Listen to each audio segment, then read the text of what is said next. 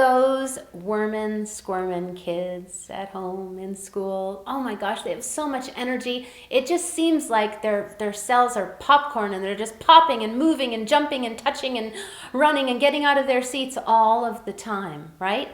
Now, it's really, really important to know that there are some brain-based reasons that kids move too much, okay?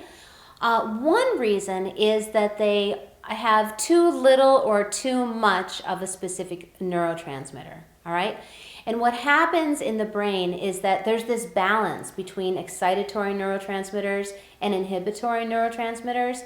And if the profile isn't all balanced, you can get lots of symptomatology, anxiety, depression, but commonly you can be hypermotoric. That means moving just too much, okay? Now, the thing about this is that you don't always have to have a problem to move too much. If you're young, it's normal to move. Because in fact, since the brain grows from the bottom up and from the back forward, all of our thinking functions actually rest on our movement. Can you believe that? So to allow unrestricted movement in those, first 24 months is really, really important for development of the brain.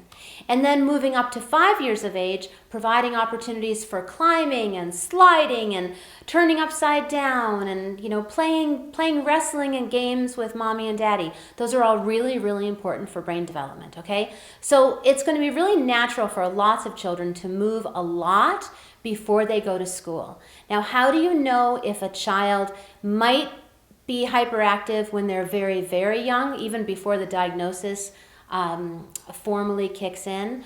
Well, if they're moving so much that it impacts their everyday functioning, i.e., they're not able to sit at the table long enough to even eat, okay? I mean, like 10 seconds and they're gone, right?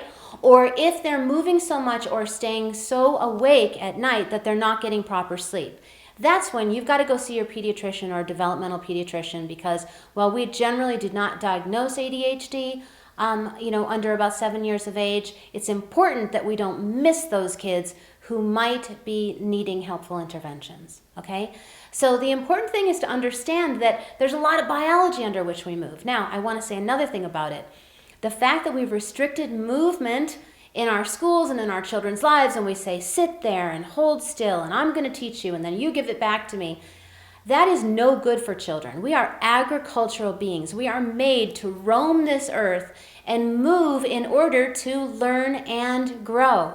So, if your child's in a setting where they need to go to school and they're walking 700 total steps the whole day, you really need to make sure that they're able to have movement and exercise in the morning before they go to school, and lots of movement and exercise after school, because the brain actually needs movement in order to learn.